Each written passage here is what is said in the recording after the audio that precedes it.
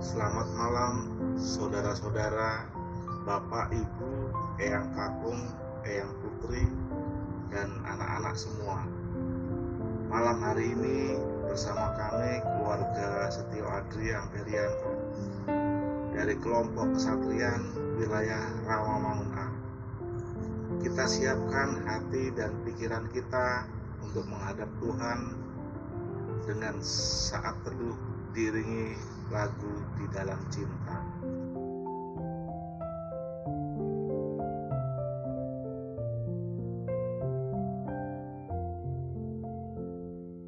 Di dalam cinta dan kasih,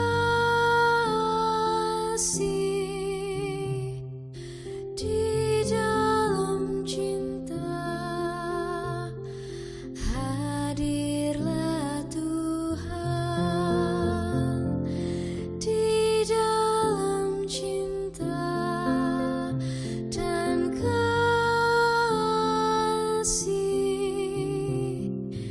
di dalam cinta hadirlah Tuhan. Di dalam cinta dan kasih,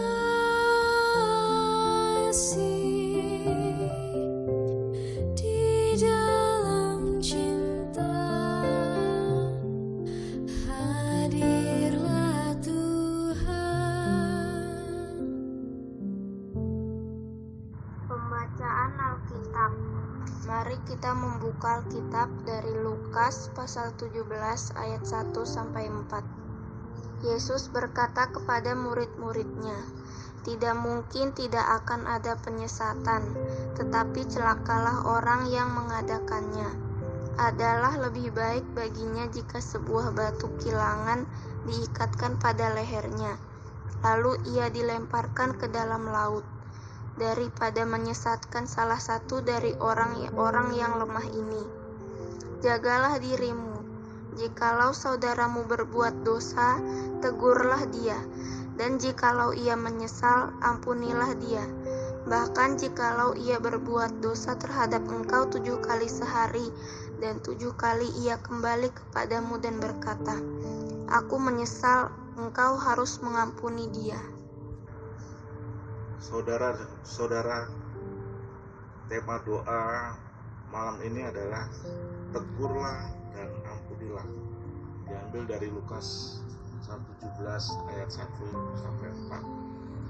Merupakan kata-kata nasihat Yesus kepada para murid dan kita juga untuk saat ini. Yesus katakan bahwa tidak mungkin tidak akan ada penyesalan.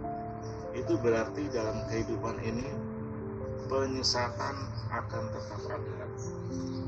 Coba saja ketika kita melihat media sosial, kita harus bisa mencerna setiap postingan dengan baik. Sebab jika tidak, maka kita juga bisa ikut jadi penyesat. Ada begitu banyak berita yang belum bahkan tidak bisa dibuktikan kebenarannya. Tanpa pikir panjang, kita segera mengirimkan berita tersebut kemana-mana. Padahal, ternyata berita itu tidak benar, hoax. Lebih parahnya jika berita tersebut menimbulkan penilaian, bahkan tindakan yang tidak baik. Bisa juga terjadi, baik melalui media sosial ataupun secara langsung berita yang terkait dengan nama baik orang. Apa jadinya kalau kita ikut menyebarkan berita tersebut? Bagaimana jika orang yang dicemarkan itu adalah diri kita? Apa yang akan kita lakukan? Penyesatan bisa terjadi dengan nasihat atau bisikan. Selesaikan saja secara hukum, undang-undangnya ada dan sangat jelas. Tetapi nasihat Yesus mengatakan, jagalah dirimu. Jikalau saudara berbuat dosa, tegurlah dia, dan jikalau dia menyesat, ampunilah dia.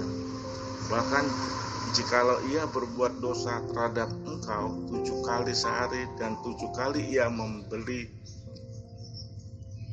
kembali di hadapanmu dan berkata, aku menyesal, engkau harus mengampuni dia.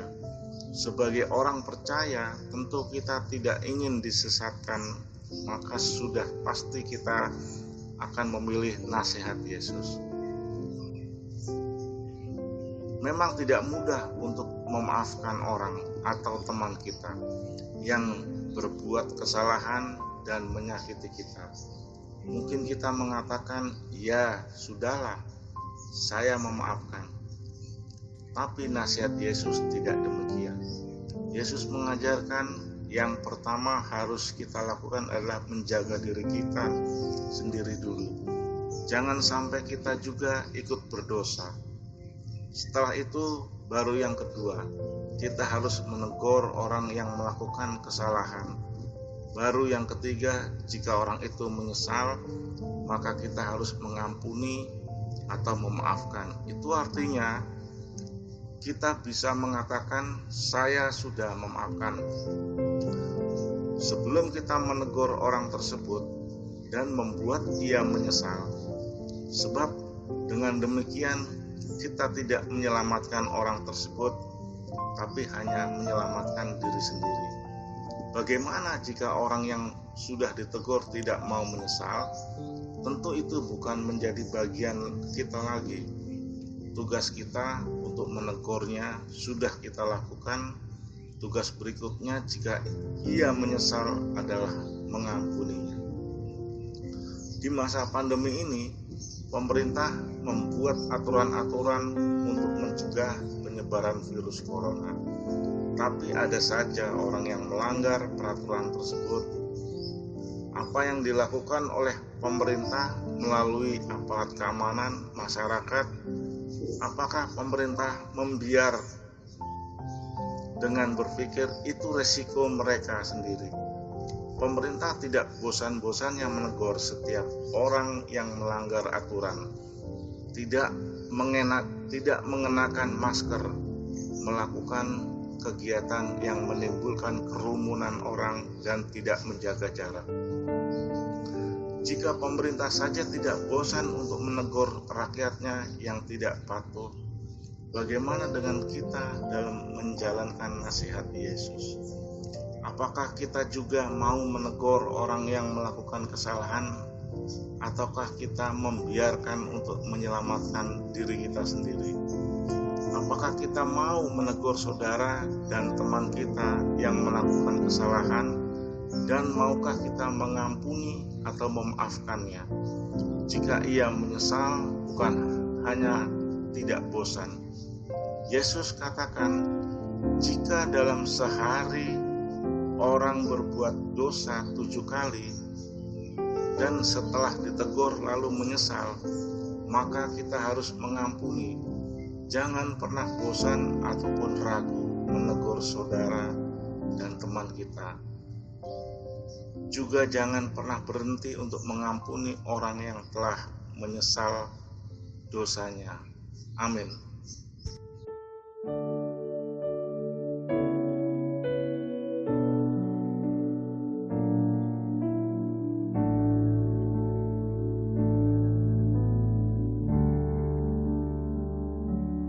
Bapa kami yang ada di surga,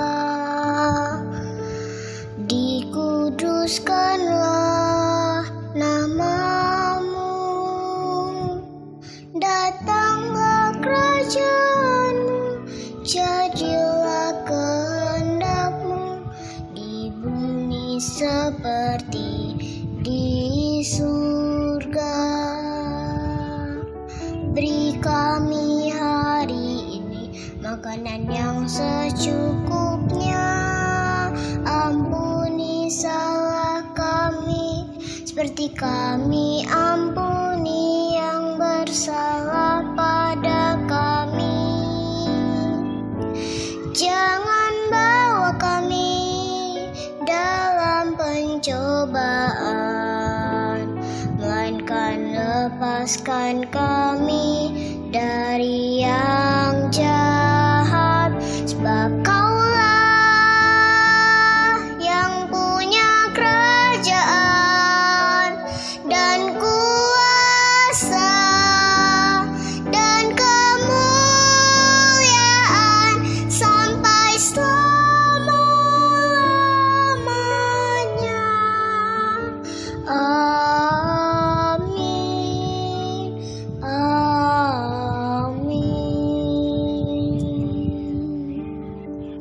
Tuhan, malam ini kami mau berdoa untuk setiap kami yang sedang memiliki persoalan dengan saudara, teman, dan sesama kami. Tolonglah kami untuk bukan hanya memaafkan mereka, tapi mampukan kami untuk menegur atau menyapa mereka. Mungkin mereka tidak menyadari bahwa mereka sudah melakukan kesalahan atau menyakiti hati orang lain. Kami menyadari memang tidak mudah untuk menegur karena bisa saja justru beresiko tidak baik terhadap diri kami sendiri. Tolonglah kami, ya Tuhan, agar kami tidak memikirkan diri kami sendiri, tetapi Engkau menugaskan kami untuk menegur orang yang berbuat dosa, agar mereka menyadari kesalahannya dan menyesal dalam pengasihan-Mu. Kami mohon. Tuhan,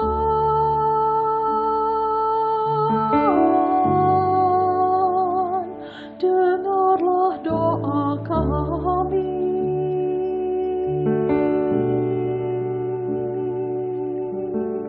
Tuhan,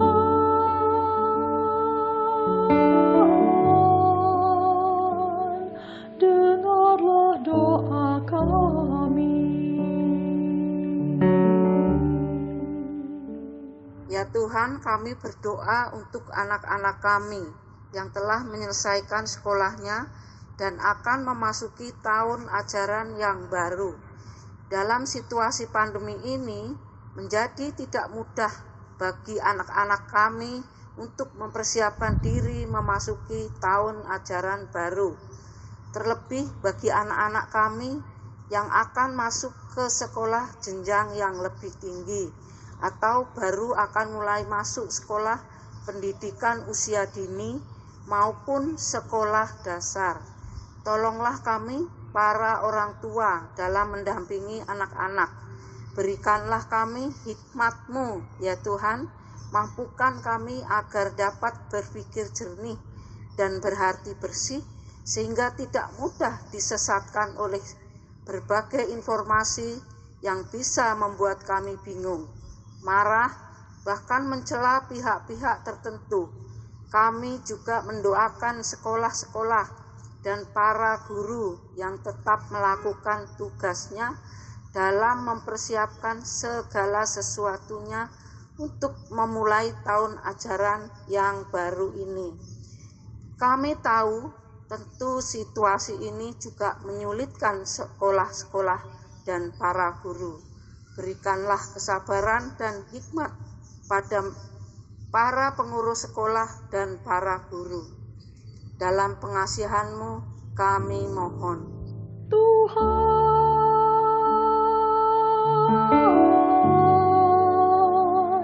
dengarlah doa kami.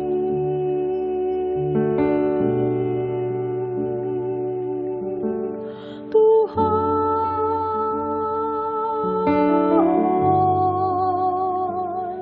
dengarlah doa kami. Ya Tuhan, kami berdoa untuk para orang tua kami yang telah lanjut usia, terlebih yang harus dalam kesendirian, jauh dari anak dan cucu mereka. Tentu mereka sangat merindukan kehadiran anak-anak dan cucu-cucu mereka. Kebahagiaan mereka adalah berkumpul bersama anak, menantu, dan cucu. Tapi kini telah 3 bulan lebih semuanya itu tidak bisa didapatkan. Kiranya Tuhan tetap menjaga kesehatan para orang tua dan tetap memberikan suasana sukacita.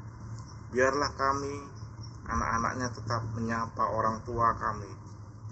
Sekalipun tanpa perjumpaan, tapi kami dapat berkomunikasi melalui sarana komunikasi yang ada.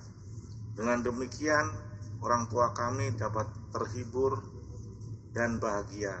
Dalam pengasihan-Mu kami mohon. Tuhan,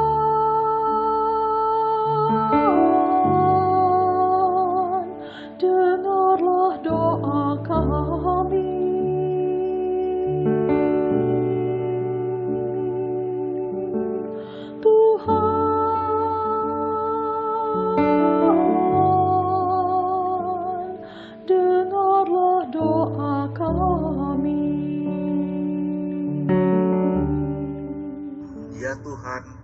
kami berdoa untuk setiap kami di masa transisi ini, khususnya yang sudah dapat kembali melakukan pekerjaan di kantor. Biarlah kami dapat sungguh-sungguh mendisiplinkan diri, bukan hanya menjaga agar tidak terpapar, tapi juga menjaga agar orang lain juga tidak terpapar karena kecerobohan kami. Kami berdoa untuk mereka yang belum dapat melakukan kembali usahanya, bahkan mereka yang kehilangan pekerjaannya. Tuhan, berikanlah kekuatan dan pengharapan kepada saudara-saudara kami untuk percaya bahwa Engkau tidak meninggalkan mereka. Engkau tetap mencukupkan kebutuhan mereka melalui orang-orang yang peduli dan dengan sukacita berbagi berkat dan kasih-Mu. Kami mendoakan orang-orang yang berada di garda terdepan dalam pengendalian dan penanggulangan pandemi COVID-19 ini, yaitu para dokter, perawat, dan tenaga kesehatan lainnya, para relawan, aparat keamanan, gugus tugas, dan pemerintahan. Kiranya Engkau memberkati dan memberikan kekuatan kesehatan yang prima serta kekebalan bagi para dokter, perawat, dan tenaga kesehatan lainnya, serta relawan yang langsung bersentuhan dengan menangani pasien COVID-19 bagi penyembuhan pasien. Kami mau berdoa untuk para aparat keamanan, yaitu polisi, TNI, Satpol PP, Satpam, Hansip, yang lainnya. Kiranya Engkau memberkati dan memberi hikmat dan akal budi bagi aparat keamanan dan pemerintahan.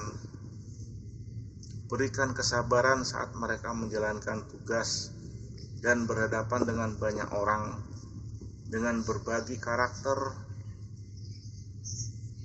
dan latar belakang. Tolonglah mereka untuk bisa tetap tersenyum dan tidak mudah marah saat menghadapi dan menegur semua orang. Dalam pengasihan-Mu kami mohon. Tuhan,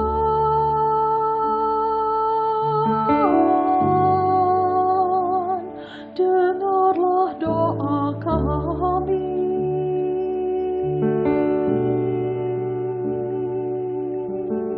Tuhan,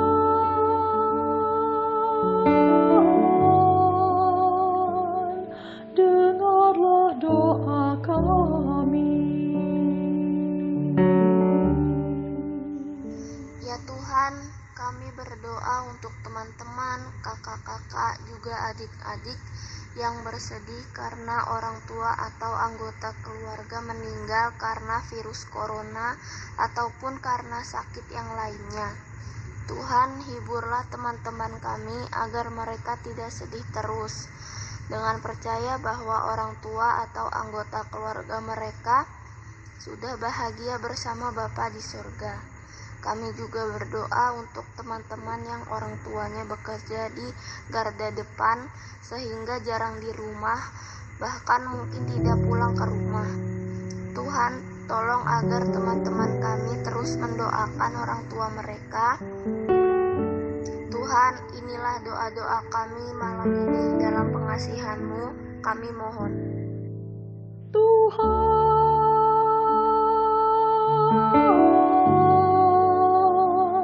dengarlah doa kami.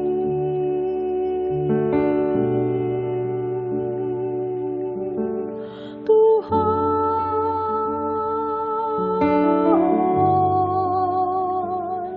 dengarlah doa kami.